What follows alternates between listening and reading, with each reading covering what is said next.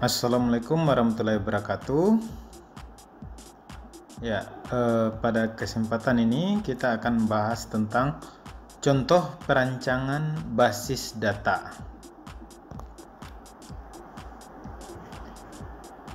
Ya, jadi ini kita akan mengulas bagaimana kita merancang suatu basis data, mulai dari melihat permasalahannya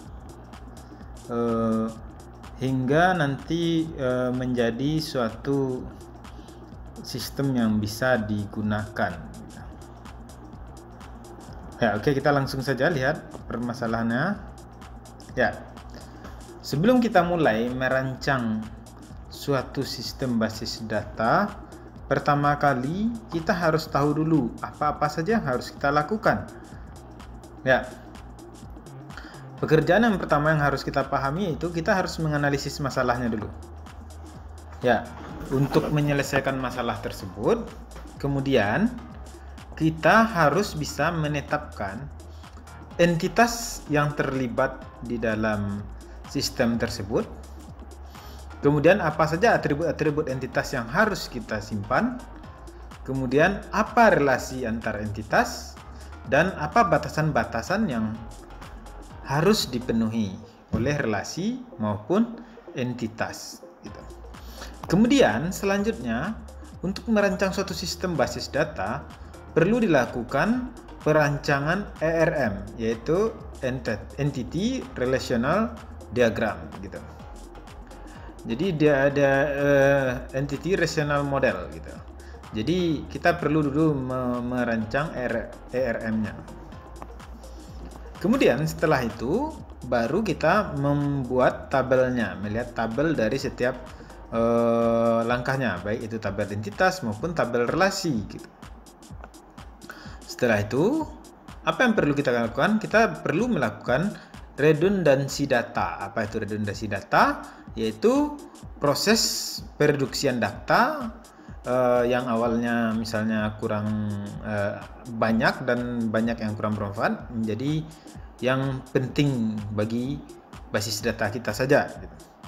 Kemudian setelah itu kita perlu melakukan normalisasi data. Apa itu normalisasi data? Yaitu bagaimana kita menyajikan tabel-tabelnya sehingga semuanya dalam kondisi optimal dan tidak ada keambiguan di dalamnya gitu. Jadi yang paling masalah itu adanya keambiguan nanti. Misalnya si aplikasi nanti bingung membaca apakah ini nilainya nanti akan A atau B. Itu tidak boleh sama sekali. Dan kemudian yang terakhir, kadang dalam hal untuk melakukan display atau penampilan hasil, kita perlu melakukan denormalisasi kembali. Ya, oke, sekarang langsung saja kita bahas dari yang pertama. Yang pertama dulu yang perlu kita lakukan yaitu menetapkan entitas, atribut, relasi, dan batasan. Ya, yang pertama, apa itu entitas? Ya, entitas itu dapat berupa sekelompok orang atau seorang saja, satu orang saja gitu. Sekelompok orang, bisa jadi tempat, bisa jadi beberapa sekelompok peristiwa, atau sesuatu yang ingin kita masukkan ke dalamnya. Berarti entitas itu dapat saja berupa orang, tempat, peristiwa, atau sesuatu gitu. Orang contohnya, misalnya kelompok orang, misalnya siswa, mahasiswa, guru, dosen, dokter, dan lain-lain gitu. Tempat, misalnya kelas, ruang kelas, kelas A, kelas B, kelas C, kelas D gitu. Kemudian bisa juga peristiwa, misalnya peristiwa A, peristiwa B, peristiwa C gitu. Dan lain-lainnya, bisa berbagai macam ya. Kemudian setelah kita menetapkan entitas, kita perlu menetapkan atribut. Apa itu atribut? Atribut adalah karakteristik atau penciri atau penjelas dari suatu entitas. Jadi karakteristik, penciri, penjelas dari entitas. Contoh, entitas berupa orang. Berarti atributnya nama depan, nama belakang. Ya, itu contohnya ya. Untuk entitas orang, bisa jadi nanti atributnya itu nama depan, nama belakang, atau nama tempat tanggal lahir gitu. Kemudian alamat gitu dan lain-lain gitu ya. Jadi banyak. Pokoknya yang sesuai dengan yang dibutuhkan gitu. Oke, selanjutnya relasi. Apa itu relasi? Relasi itu hubungan antar entitas. Ya, apa maksudnya? Misalnya guru dengan siswa. Nah, bagaimana hubungan guru dengan siswa? Guru dengan siswa nanti dihubungkan misalnya oleh kelas dan lain-lain gitu. Nah, gitu. Dihubungkan oleh mata pelajaran gitu. Oke. Jadi relasi itu hubungan antar entitas gitu. Ya, contoh lagi misalnya relasi antara mahasiswa dengan mata kuliah. Nah, berarti mahasiswa mengambil mata kuliah A, berarti relasinya mengambil mata kuliah. Oke. Selanjutnya, relasi itu ada banyak juga. Nah, ini jenis-jenis relasi ya. Ada relasi dari satu ke satu. Apa itu relasi dari satu ke satu? Ya, satu objek pada kelompok entitas A berelasi dengan tepat satu objek pada entitas kelompok B gitu misalnya. Di sini misalnya apa ya? Agak susah juga ya kalau untuk contoh langsungnya di sini. Pokoknya satu aja, satu di sini harus satu pula di tempat yang satu lagi. Ibaratnya jatah pembagian beras gitu. Nah, satu kakak dapat satu karung gitu. Nah, jadi pas ya, satu entitas di sini, satu pula di sini di kelompok beras. Ya. Kemudian satu ke banyak. Nah, satu ke banyak. Kalau satu ke banyak ini lumayan mudah mencontohkannya. Apa itu entitas satu ke banyak? Misalnya satu guru dapat mengajar 10 siswa. Nah, kalau di sekolah dasar waktu zaman saya dulu sekolah, itu satu guru untuk satu kelas. Dan tidak ada guru yang mengajar lebih dari satu kelas. Nah, berarti ini entitasnya satu ke banyak. Satu guru mengajar banyak siswa gitu. Tapi tidak ada siswa yang mendapatkan lebih dari satu guru pada satu waktu gitu. Pada satu kelas tingkatan maksudnya. Kemudian relasi banyak ke banyak. Nah, ini contohnya juga sama ya. Bisa juga siswa dan guru seperti waktu saya SMA dulu. Misalnya guru sejarah. Guru sejarah itu mengajar 4 kelas atau mengajar 200 siswa. Kemudian siswa dapat memilih banyak guru, tapi tidak guru sejarah ya maksudnya. Siswa juga kuliah kimia, juga mengambil kimia, juga mengambil matematika, juga mengambil fisika gitu dan lain-lain. Berarti banyak ke banyak gitu. Kemudian yang terakhir relasi banyak ke satu gitu. Berarti dari banyak hanya satu yang diambil. Misalnya dari siswa ke guru tadi kalau dibalik ya. Oke. Ya, yang keempat yaitu batasan atau constraint, yaitu pembatas berbagai hal pada data. Contoh batasan IPK. Jadi kita perlu membatasi data ya. Kalau tidak dibatasi, tentu nanti akan menjadi masalah gitu, datanya bisa jadi berat atau tempat displaynya tidak cukup gitu dan lain-lain gitu. Contoh biasanya nama itu dibatasi misalnya 30 karakter gitu. Nah, kenapa harus 30 karakter gitu? Nanti kalau namanya kepanjangan, kalau buat daftar absen ya nanti namanya terpotong terus gitu ya. Seperti itu kira-kira gitu. Nah, contohnya lagi apalagi yang pembatasan di sini ya. Kalau di sini IPK gitu. IPK cuma inputnya harus berupa angka 0 sampai 4 gitu. Jadi juga jenis datanya juga berupa pembatasan ya. Oke, kita lanjutkan untuk selanjutnya. Ya, kita lihat apa yang perlu diperhatikan waktu kita menetapkan entitas gitu. Nah, ini contoh-contoh lebih lanjut tentang entitas ya. Misalnya kalau kita mau membuat database sekolah, gitu, database sekolah. Apa saja entitas yang ada di sekolah? Ada berupa tempat, ada berupa sesuatu, ada berupa orang. Jadi yang berupa tempat yaitu kelas atau ruangan, gitu. Misalnya siswa mengajar di kelas atau guru ruangannya adalah ruangan, gitu. Kemudian mata pelajaran, setiap siswa dapat mata pelajaran, ada nilai nanti relasinya gitu.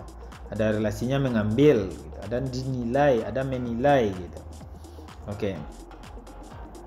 Kemudian entitas selanjutnya berupa orang gitu. Yang harus ada kalau entitas berupa orang itu admin ya. Ini untuk mengatur keamanan data dan lain-lain gitu ya. kemudian entitas yang mungkin ada di sekolah itu siswa, kemudian guru, staf TU, dan kepala sekolah, dan lain-lain gitu. Jika ada yang lain ya. Jika ingin membuat basis datanya serumit mungkin ya boleh aja masukkan semua komponen. Masukkan misalnya seperti orang tua siswa gitu. Kemudian dibuat lagi forum komite gitu. Nah, semuanya masukin sampai ke dinas pendidikan dan semuanya gitu bisa ya. Entitasnya tergantung kerumitan yang kita inginkan gitu. Dan kebergunaannya gitu. Ya. Kemudian menetapkan atribut. Nah, ini dia atribut. Ini entitas-entitas untuk database sekolah tadi, misalnya siswa, atributnya apa saja yang penting? NIS, nama, tanggal lahir, alamat. Nah, ya, jadi tidak perlu pula ya, misalnya nanti ada makes, mikes gitu. Ya nggak mungkin ya. Untuk apa? Bagi sekolah data makan kesukaan siswa gitu. Kecuali sekolahnya terlalu peduli dengan semua yang diinginkan siswa gitu. Kemudian guru, tentu ada kode guru, NIP, nama, tanggal lahir, alamat gitu ya. Jadi kadang kala ada seperti ini ya, ada kode guru, ada NIP gitu ya. Ini kayak tumpang apa ya, mana yang sebenarnya salah satunya bisa menjadi kunci ya. Tapi kadang karena NIP terlalu panjang, kadang orang menetapkan juga kode guru. Misalnya inisial. Gurunya Buyung dikasih inisial kode gurunya BY misalnya atau BYG gitu. Kemudian staf TU. Nah, itu ada NIP, nama, tanggal lahir, dan alamat. Kemudian kepala dan wakil, admin cuma butuh ID dan password. Kemudian kelas, nah, ada kode kelas, tingkat, kelompok, lokasi gitu. Kemudian data ruangan, ada kode ruangan dan lokasi. Dan terakhir yaitu kode mata pelajaran. Yaitu kode mata pelajaran, nama mata pelajaran, kelas, dan jam. Jadi ini atribut-atribut yang mungkin ya. Jadi nanti atribut ini sendiri akan menjadi kolom di tabel mata pelajaran misalnya. Nah, jadi kolom-kolom dia gitu. Begitu juga misalnya ruangan, yang menjadi kolom-kolom di ruangan itu kode ruangan dan lokasi gitu. Oke. Kita lanjutkan. Selanjutnya itu menetapkan relasi. Menetapkan relasi antar entitas akan berujung pada pembuatan tabel penghubung antar entitas. Jadi tabel-tabel yang dibutuhkan untuk membuat suatu basis data tidak hanya untuk entitas saja, tapi juga relasinya juga perlu dibuatkan tabel gitu. Beberapa contoh relasi. Nah, di sini kita lihat ya, contoh siswa dengan guru. Nah, jenis relasinya banyak ke banyak ya. Karena satu siswa dapat diajar oleh banyak guru dan satu guru dapat mengajar banyak siswa. Ya, jadi ada pertanyaan juga, tentu diperlihatkan relasi-relasi yang mungkin. Apakah ada hubungan langsung antara siswa dan guru secara data gitu? Ya, ada dua kemungkinan ya. Siswa itu bisa jadi anak didiknya atau wali kelas, guru itu bisa jadi wali kelasnya atau juga sebagai guru mata pelajaran. Jadi ada dua relasi yang mungkin di sini antara siswa dan guru gitu. Kemudian dengan siswa dengan mapel, nah, itu juga banyak bentuk relasi mengambil mata pelajaran gitu. Nah, satu siswa dapat mengambil banyak mata pelajaran, satu mata pelajaran dapat diambil oleh banyak siswa, makanya banyak ke banyak gitu ya.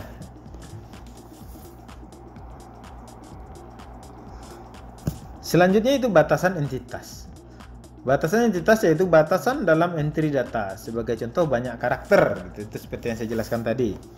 Jika kita tahu NIS harus 6 jika kita tahu NIS harus 6 digit berupa angka, maka kita dapat membuat batasan tersebut gitu. Ya contohnya kalau ada yang iseng nanti pas diminta NIS-nya dia ngetik A1 2 3 4 5. Nah, gitu.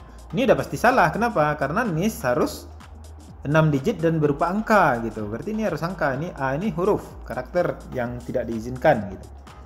Kemudian batasan atribut dilakukan oleh atribut ataupun relasi gitu. Contoh pada kasus entitas siswa kita lihat ya. NIS-nya harus 6 digit berupa angka. Nama harus 30 digit berupa huruf. Jadi tidak boleh namanya berupa angka ya.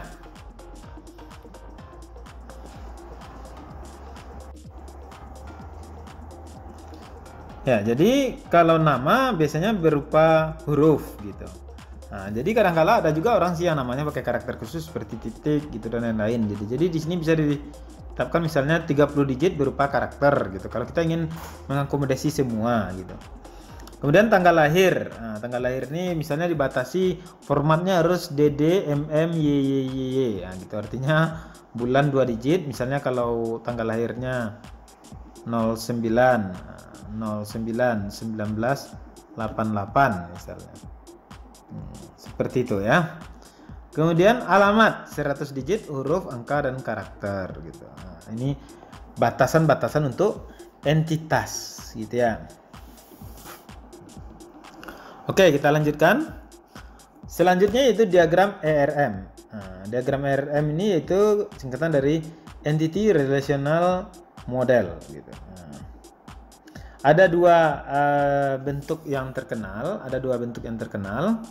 Yang pertama yaitu chain notation, yang kedua cross foot notations gitu. Jadi keduanya ini sangat populer ya. Kalau secara manual sih orang banyak menggunakan chain model gitu karena lebih nampak secara visual, mudah mengamatinya gitu. Sementara untuk aplikasi-aplikasi biasanya sering menggunakan cross foot model. Jadi tidak terlalu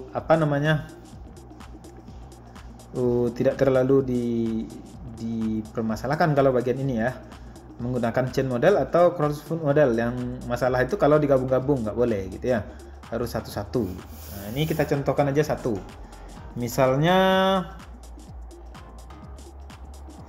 kita ingin membuat entitas misalnya siswa tadi. Nah, jadi siswa tadi ada apa saja?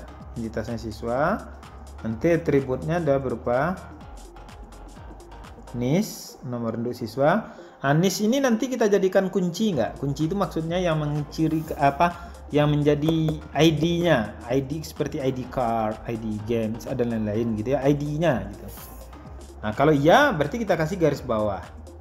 Yang lainnya nggak boleh garis bawah karena satu entitas maksimum satu ID gitu, atau satu primary key gitu. Nah, kunci utama gitu ya. NIS misalnya NIS nama bisa jadi sama ya, jadi nggak bisa dijadikan primary key gitu. Yang primary key itu yang unik gitu. Kemudian nama, alamat, nah, gitu, kelas dan lain-lain gitu ya. Nah, kemudian kalau kita buatkan secara cross foot notation, kita bisa membuatkan, pertama kita buat dulu siswa. Kita lihat dulu primary key-nya yang mana? Primary key-nya NIS gitu. Nah, sisanya yang lanjutannya bisa nama, bisa alamat, bisa kelas gitu. Nah, seperti ini saja ya. Ini untuk satu entitas gitu. Nanti kita lihat bagaimana menghubungkan antar entitas gitu ya. Dengan menggunakan diagram dengan chain notation atau cross foot notation gitu. Oke, kita lanjutkan. Nah, ini lengkapnya diagram chain notation untuk siswa, salah satu contoh ya di sini ya. Nah, ini lebih rumit daripada yang saya contohkan tadi. Misalnya di sini siswa. Nah, siswa SID-nya yang ini. Berarti ini harusnya digaris bawah ya untuk primary key-nya. SID, nama, date of birth, phone number, email, address, parent phone numbers gitu. Oke. Kemudian siswa berhubungan dengan admin. Admin ada nama, ada ID admin, ada email gitu. Apa jenis hubungan antara siswa dengan admin? Enroll. Satu admin mengatur banyak siswa gitu. Banyak siswa hanya berurusan dengan satu admin gitu. Jadi di sini enroll, aturannya enroll. Jadi si admin ini ngaturkan siswa ini ke kelas mana, gimana gitu, mengatur ya. Kemudian guru dengan admin. Nah, admin membayar guru. Nah, berarti satu gitu juga, satu kebanyak juga. Kalau guru ke admin banyak ke satu gitu ya. Kemudian admin menambahkan subjek gitu. Subjeknya bisa berupa guru dan lain-lain gitu. Kemudian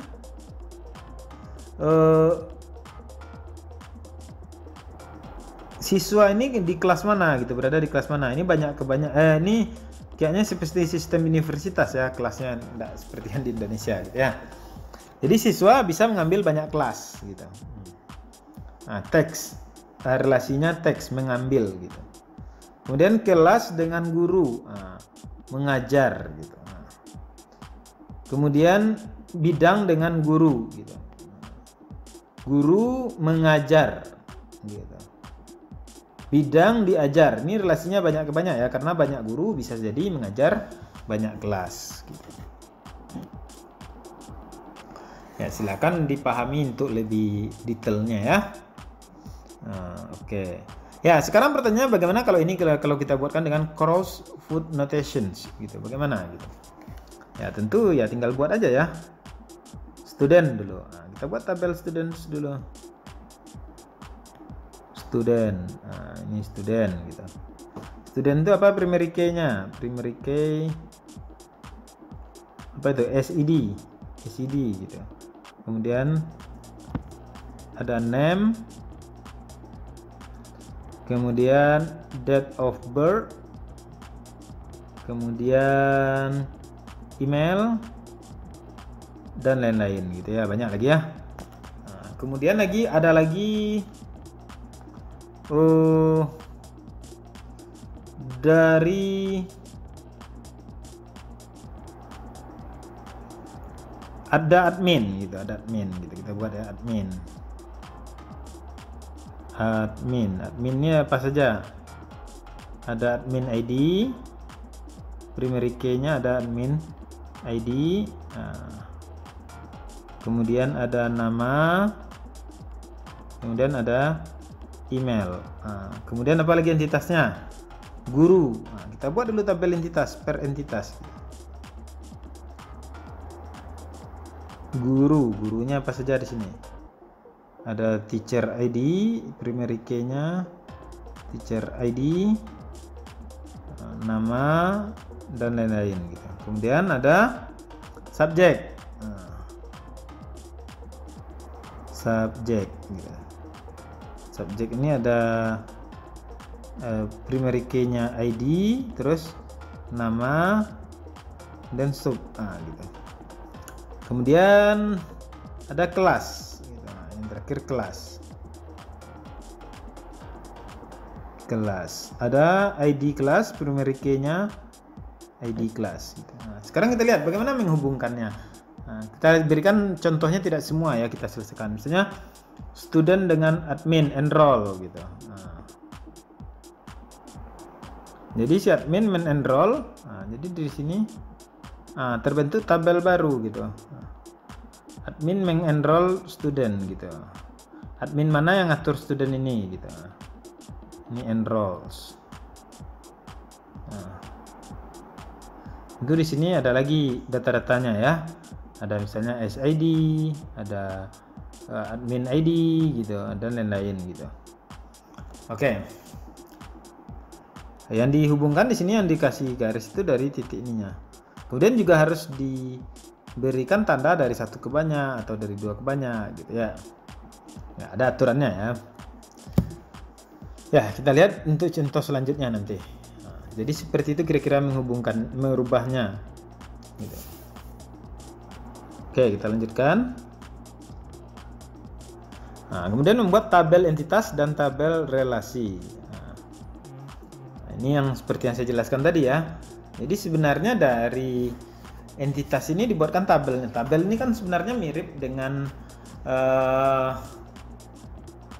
apa namanya tadi, dengan crossfoot notations gitu. Hanya saja crossfoot notation menyajikannya secara baris, dengan setiap baris itu merupakan kolom pada tabel ini gitu. Kita lihat ya, ini untuk entitas tadi, ini jadinya tabelnya gitu.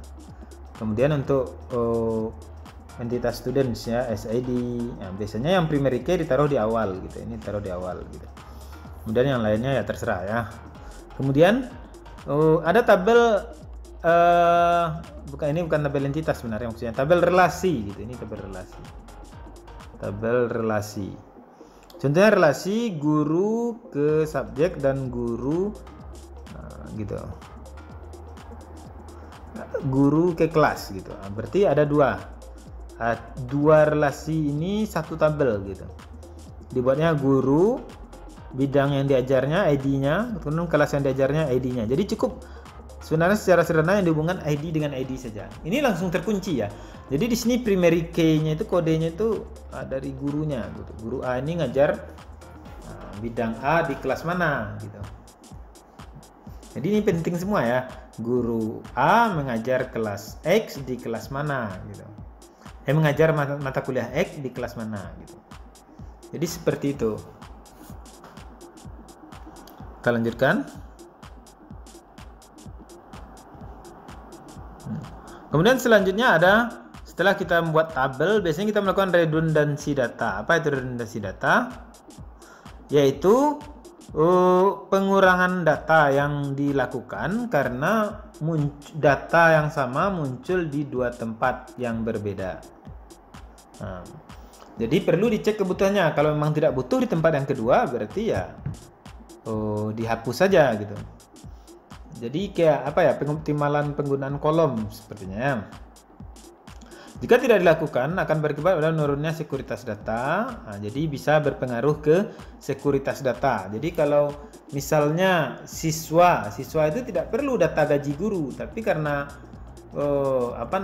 yang nyusun basis data nggak ngerti, nanti siswa bisa juga melihat gaji guru sekian gitu. Jadi itu kan privasi gaji guru gitu ya, kepada pihak-pihak tertentu gitu. Jadi seperti itu gitu. Kemudian ketidakkonsistenan data gitu. Misalnya sudah diinput tadi di bagian pertama, di kelompok pertama ini sudah diinput Andi, kelereng 5 gitu. Di tempat lain ada pula yang lain dulu di depan nih bla bla bla, kemudian ada Andi, ada bla bla bla bla, terus di sini ada banyak kelereng pula gitu. Di sini terisi Andi ini 6 gitu. Berarti ada kesalahan nanti ya datanya gitu. Anomali pada data. Apa itu anomali? Anomali ada beberapa contoh, yaitu anomali update, yaitu ketika seorang siswa ganti nomor HP maka ya harus lakukan di berbagai tempat. Ini maksudnya tadi, karena tempat inputnya banyak. Jadi kalau tidak diinputnya di tempat kedua, dia tidak bisa gitu. Yang contoh kedua, anomali insert. Ketika masukkan data, ada data palsu gitu. Contoh yang ketiga yaitu anomali menghapus, yaitu ketika menghapus data guru, data siswa juga terhapus gitu. Harusnya kan data guru dan data siswa ini independen gitu. Contoh sederhananya lagi, misalnya saya menghapus kelas 10. Saya menghapus kelasnya, kelas 10 itu enggak, kelas 10 dulu misalnya kelas 10 1 sampai 10 6. Sekarang kelas 10 6 enggak ada gitu. Jadi saya hapus data 10 6. Ternyata data siswa yang 10 6 yang sudah pindah ke kelas 11 itu terhapus semua juga gitu. Ini anomali ketika melakukan penghapusan data gitu. Kita kan menghapus satu data, terhapus data yang lain gitu, yang enggak harus dihapus gitu. Oke. Selanjutnya yaitu normalisasi data. Apa itu normalisasi data? Normalisasi data merupakan proses pengecekan dan evaluasi struktur data untuk mengurangi redundansi data gitu. Jadi normalisasi data merupakan proses pengecekan dan evaluasi struktur data untuk mengurangi redundansi data gitu. Jadi kita kadang kalau kita redundansi aja, terus kalau udah banyak tabel tentu ragu lagi mana yang harus dihapus gitu. Karena itu kita perlu melakukan normalisasi terlebih dahulu gitu. Ada 4 jenis redundansi. Ada yang buat 5 ya, ada yang buat 4 gitu. Yang pertama ada 1NF, 2NF, 3NF. Biasanya orang kalau sampai normalisasi tingkat ketiga ini saja sudah dibilang sudah bagus gitu. Tapi ya pada pelaksanaan praktiknya tetap juga ada juga melakukan sampai yang ke-4 gitu. Ya oke, kita lanjutkan. Ini apa itu normalisasi tipe pertama? Yaitu merubah dari bentuk tabel tidak normal menjadi bentuk normal. Nah, apa maksudnya tuh? Suatu relasi R disebut 1NF jika dan hanya jika kondisi tabelnya unnormalized dirubah ke bentuk normal dengan kondisi semua atribut value harus atomik. Nah. Ya, jadi setiap atribut value harus atomik. Apa maksudnya? Setiap atribut value harus atomik, ya, atau unik atau tunggal gitu. Nah. Sekarang kita lihat dari contoh yang tabel di bawah ini. Untuk memahaminya sebenarnya agak susah juga ya. Kalau dijelaskan dengan kata-kata, lebih baiknya dari contoh saja gitu.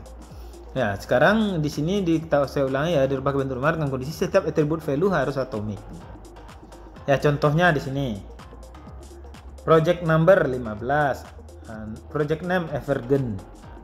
Nah, jadi Evergreen ini nggak atomik karena dia ke bawah ini banyak ya, ini banyak. Nah, bergantung semua gitu. Ya, ketika dinormalisasi cukup dituliskan Evergreen-nya sebanyak yang dibutuhkan gitu. Kemudian project number-nya juga sebanyak itu gitu. Jadi dengan demikian datanya sudah ternormalisasi dengan normalisasi 1NF. Sekarang perhatikan ilustrasi dengan gambar berikut gitu. Misalnya ini namanya ini sebenarnya yang dibuat di sini nih bagian judul ini yang ini dipindahkan ke sini ya. Nah, jadi kita lihat ada project name di sini, ini ada project name pula. Kemudian ada project name. Ada project name.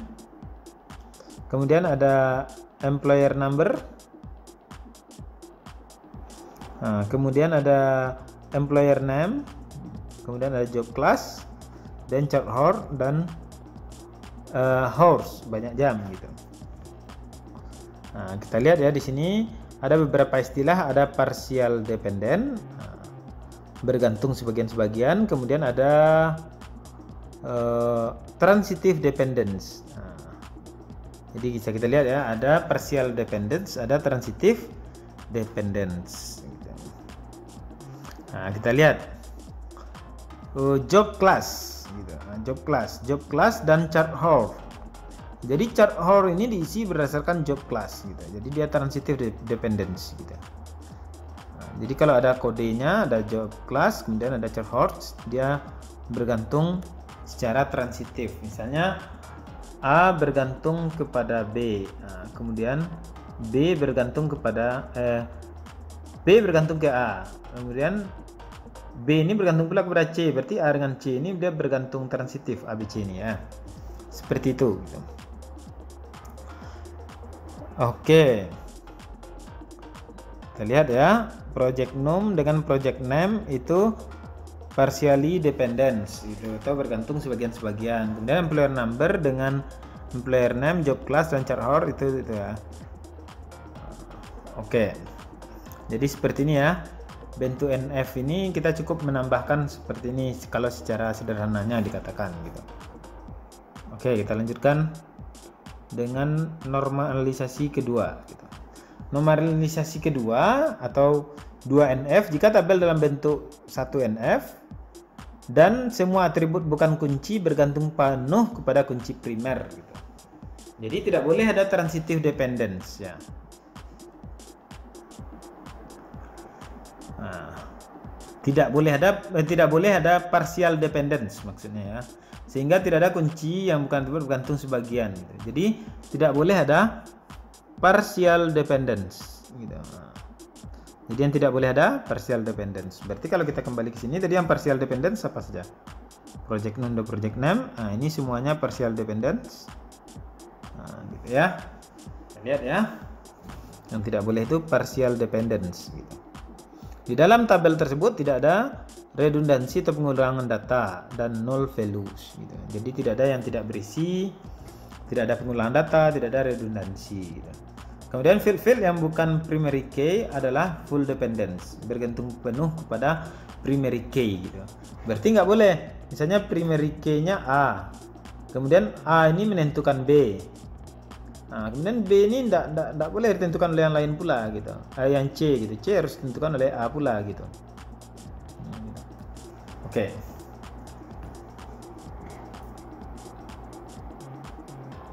Oke, sekarang kita lihat contoh normalisasi 2NF.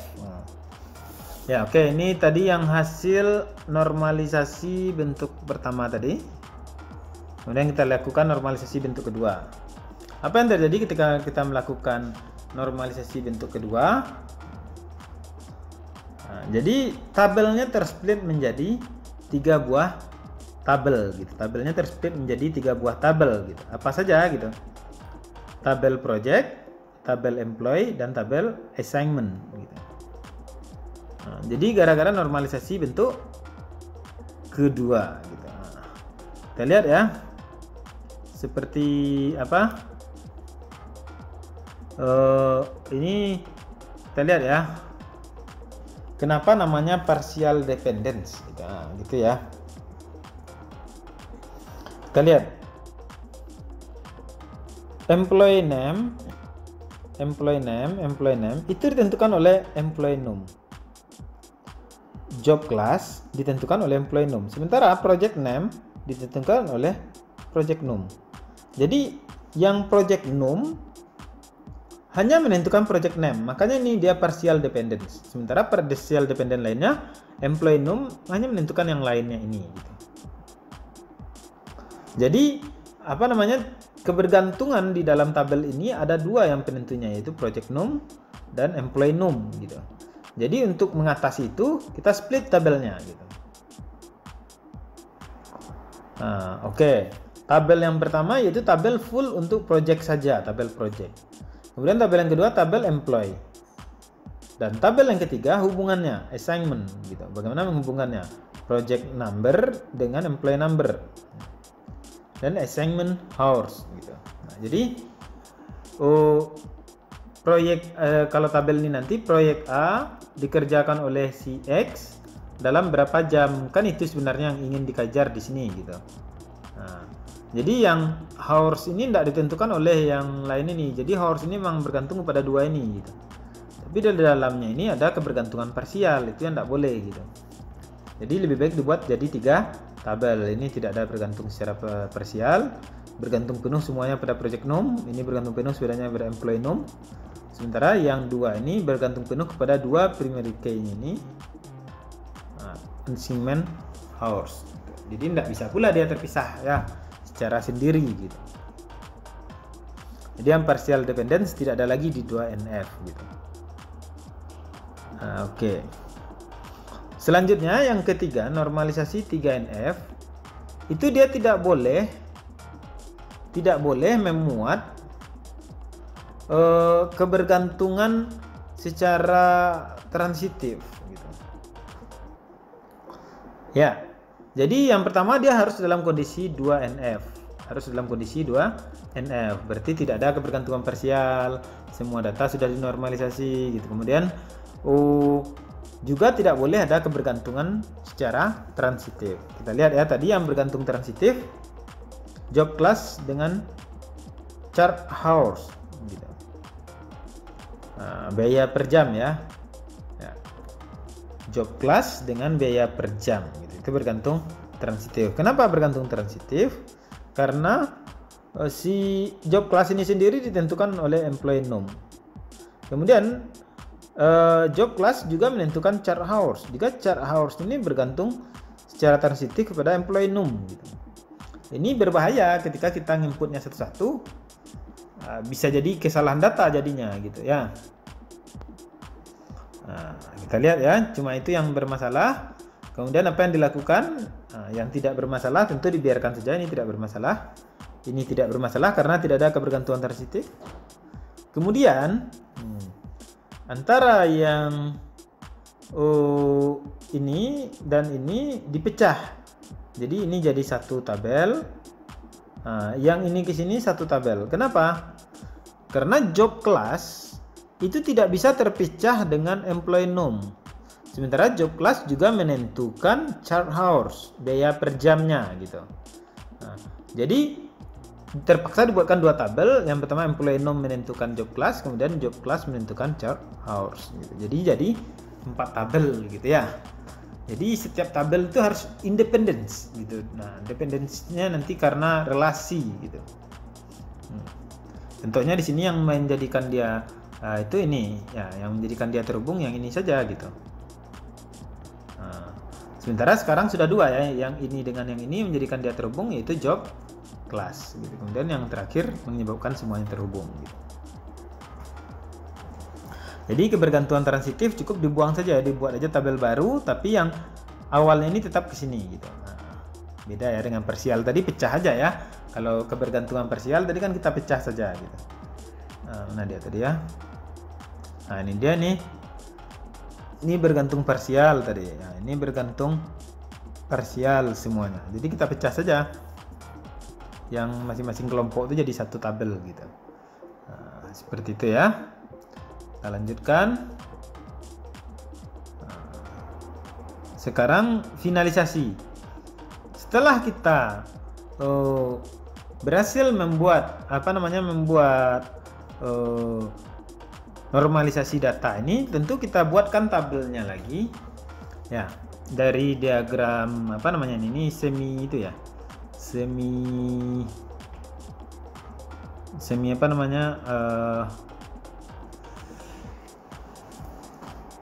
bukan chain ya, cross foot notations gitu ya, karena ini dari fieldnya, judul fieldnya diambil ya.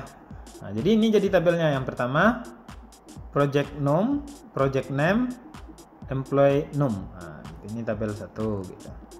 Tabel 2 nya job code, job description, job chart hours gitu. Nah, ini tabel kedua. Yang ketiga ini employee name, employee F-name, employee initial name, assignment hours gitu, dan lain-lain ya. Ini finalisasinya. Ini hasilnya tadi gitu. Kita lihat ya. Ini hasil normalisasi bentuk ketiga gitu. Hasil normalisasi bentuk ketiga. Kemudian kita buatkan tabel finalisasinya. Berarti tadi dari awalnya tabelnya seperti ini. Setelah kita normalisasi sampai bentuk ketiga, dapatkan hasil ini. Nah, dari hasil ini kita buatkan tabel aslinya seperti apa jadinya gitu. Nah, yang pertama tadi project name gitu. Kemudian ditambah-tambah ya, di sini udah tambah-tambah ya beberapa atribut lain gitu. Nah, yang menjadi tambahan gitu. Seperti di sini project name dihubungkan dengan employee name gitu. Dan lain-lain gitu ya. Oke. Jadi seperti itu ya dari norma. Biasanya orang cuma melakukan normalisasi sampai bentuk ketiga ini udah selesai gitu. Tidak melakukan yang bentuk keempat lagi gitu. Ya, di sini juga terlihat ya, kebergantungannya sudah tidak ada yang bergantung parsial, tidak ada yang bergantung transitif gitu. Nah, kecuali di sini tadi ini bergantung transitif ini. Nah, tapi tidak apa-apa. Ini udah finalisasi bentuk tampilannya gitu. Oke, kita lanjutkan. Kemudian ada yang namanya normalisasi BCNF. Nah, ini merupakan salah satu bagian dari normalisasi bentuk ketiga, yaitu dalam bentuk khusus yang dengan BCNF, yaitu diambil dari nama yang nulisnya boys dan code gitu. Suatu relasi dikatakan BCNF jika setiap atribut kunci pada suatu relasi adalah kunci kandidat. Jadi setiap atribut kunci adalah kandidat kunci gitu. Nah, kunci kandidat gitu. Kunci kandidat adalah atribut-atribut dari entitas yang mungkin dapat digunakan sebagai kunci atribut. Nah, gitu. Jadi kayak apa ya? Ambiguitas, tidak ada ambiguitas kunci gitu. Yang menjadi primary key-nya mana enggak ragu lagi gitu. Nah, jadi BCNF itu merupakan salah satu bentuk dari normalisasi bentuk ketiga. Di sini tidak bisa contoh yang tadi ya, ini terpaksa kita buatkan contoh yang baru gitu. Nah, contoh di sini. Ini udah 3NF, tidak ada yang bergantung secara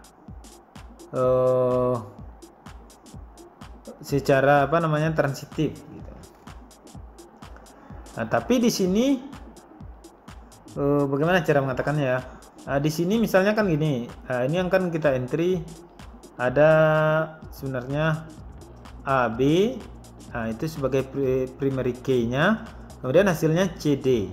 Tapi C itu menghasilkan B gitu. C itu bergantung pada B gitu. Nah, partially dependence. Jadi kita juga bisa ngambil kuncinya itu nanti AB gitu. Tidak hanya AC saja yang menjadi kandidat kunci gitu. Berarti di sini ada kandidat kunci yang tidak menjadi kunci utama gitu. Ada kandidat kunci yang tidak menjadi kunci utama. Karena AB juga kandidat kunci. Cukup isi AB. Di sini AB ya sebenarnya. AB menjadi kandidat kunci. Kalau di sini kandidat kuncinya AC gitu. Nah, oke. Jadi saya ulang ya. Pertama kan AB ini kandidat kunci gitu. Tapi B ini ditentukan oleh C. Sehingga kalau kita buat A dengan C, B-nya otomatis ngikut. Berarti kita bisa membuat kandidat kunci AC gitu. Nah, kandidat AC jadi kandidat kunci gitu.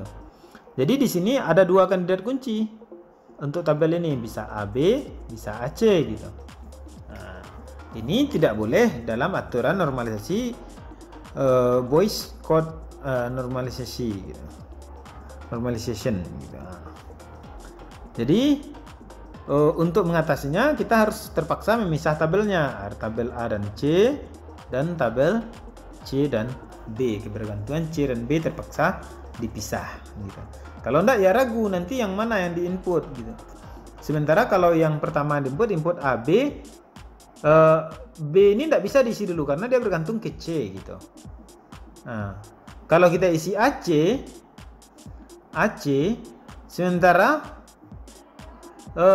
D bergantung kepada B gitu. Nah, jadi agak apa ya? Agak kacau jadinya gitu. Ya, oke ya. Nah, jadi kalau secara faktanya kita lihat di sini misalnya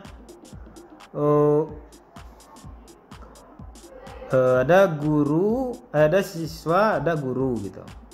Siswa dan guru itu bergabung menentukan kelas dan penilaian gitu. Kemudian sementara kelas itu sendiri juga menentukan stafnya gitu. Kelas A harusnya stafnya si B gitu. Nah, jadi agak ambigu jadinya, susah ya. Jadi untuk itu dilakukan dulu student ID dan class code untuk menentukan enroll grade, kemudian class code dan staff ID itu menjadi satu tabel sendiri, sehingga antara kelas dan guru dengan staff itu kan sudah jelas. Kalau kelas ini yang jadi, kalau siswa misalnya siswa X dengan kelas A, kelas siswa X dengan kelas A itu udah jelas staff ID-nya, staff yang berhubungan dengan itu nanti si P misalnya gitu. Jadi kayak gitu ya. Oke, kita lanjutkan. Yang terakhir yaitu normalisasi 4NF. Harus berada dalam bentuk normalisasi ketiga dan tidak memuat multi-value dependency gitu. Apa itu multi-value dependency? Primary key-nya lebih dari satu gitu. Sekarang kita lihat ya. Yang awalnya adalah seperti ini. Awalnya ini kan sudah kita normalisasi tadi, employee name, organic code, assignment number. Ini sudah dinormalisasi gitu. Kemudian kita lihat di sini.